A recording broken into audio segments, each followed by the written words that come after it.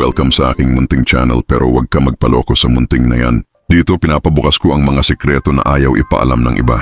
Mind games, diskarte at mga taktika na pwedeng magpabago ng pananaw mo sa buhay. Ako ang tropa mo na walang sinasanto pagdating sa katotohanan. Kaya kung handa ka na, ilock ang pinto, ilagay ang earphones at sumama ka sa laro ko. Let's begin. Kung hindi ang presidente, kung hindi ang mayor, kung hindi yung nasa entablado ng gobyerno, sino talaga ang may hawak ng tunay na kapangyarihan? Sino ang may kontrol ng sistema? Boss, sa videong ito pag-uusapan natin kung sino ang totoong may hawak ng kapangyarihan. Kasi ang kapangyarihan hindi laging nakikita sa pwesto. Minsan nasa likod ng kortina, tahimik pero malakas ang kontrol. At kung di mo ito alam, baka ikaw ang pinapaikot ng sistemang akala mo'y ikaw ang bumoboto. Part 1, ang imahe ng kapangyarihan. Kapag sinabi mong power, ang naiisip agad ng marami. Presidente, Mayor, General, Judge, Celebrity. Pero yan ang tinatawag na visible power. Mga taong may uniform, podium at press conference. Pero tanungin kita, boss, sino ang nagbibigay sa kanila ng script? Sino ang may hawak ng budget? Sino ang hindi kailangang lumabas? Pero kaya nilang kontrolin ang direksyon ng bansa? Part 2, ang tunay na nagpapatakbo sa lipunan. The real power doesn't wear a crown, they wear silence. Sino sila? 1. Negosyanteng may hawak ng ekonomiya. Hindi sila politiko. Pero hawak nila ang trabaho, sweldo at presyo ng bilihin. 2. Media moguls. Sila ang nagpapasya kung ano ang isusulat, ipapakita, at kung paano lilitaw ang isang pangyayari sa isipan ng publiko. 3. Elite families, old money clans. Mga pamilya na dekada na ang yaman, koneksyon at impluensya. Hindi sila binoboto pero kinokonsulta ng gobyerno. 4. Shadow financiers, lobbyists. Sila ang nagpapautang sa gobyerno, nagpapaikot ng proyekto, at may utang na loob ang mga nakaupo. Part 3. Halimbawa, ang batang walang posisyon pero may lakas. Kwento ng isang lalaking kilala sa likod ng mga senador. Hindi siya artista, hindi siya elected official, pero sa bawat campaign season, pangalan niya ang unang binabanggit. Bakit? Kasi siya ang may hawak ng pondo. Siya ang nagde-decide kung sino ang susuportahan. At kahit wala siya sa spotlight, siya ang nagtutulak ng boto. Boss, yan ang tinatawag na power behind the throne. Walang spotlight, pero siya ang nagbubukas ng ilaw. Part 4, Dark Psychology ng Kapangyarihan.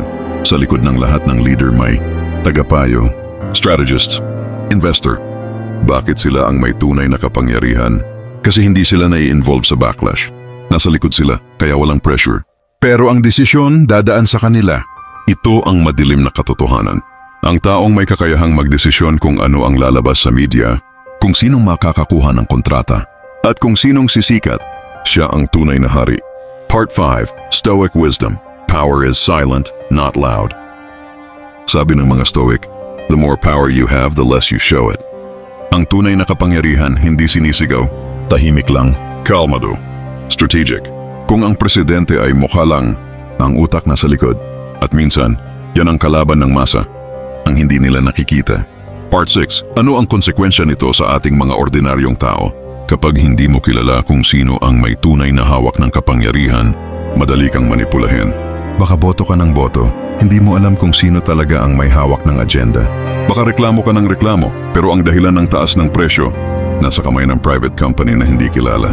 Ignorance equals control. Kaya dapat alam mo, kapangyarihan ay hindi lang nasa taas. Minsan nasa gilid, minsan nasa bulsa, minsan nasa isip ng tao na alam ang laro. Part 7, ano ang gagawin mo?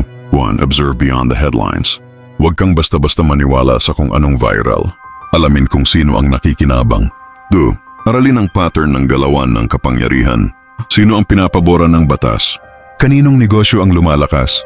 3. Gamitin ang utak, hindi emosyon. Kasi sa panahon ngayon ang daming galit. Pero hindi nila alam kung kanino sila dapat magalit.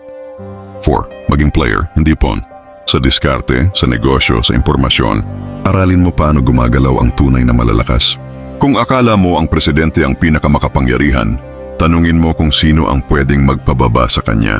Kung akala mo ang mayor ang may hawak ng lungsod, tanungin mo kung kaninong kamay ang may kontrata ng lahat ng proyekto. Ang tunay na kapangyarihan, hindi mo laging nakikita, pero ramdam mo ang epekto.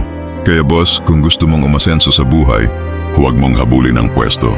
Aralin mo kung sino ang nasa likod ng pwesto.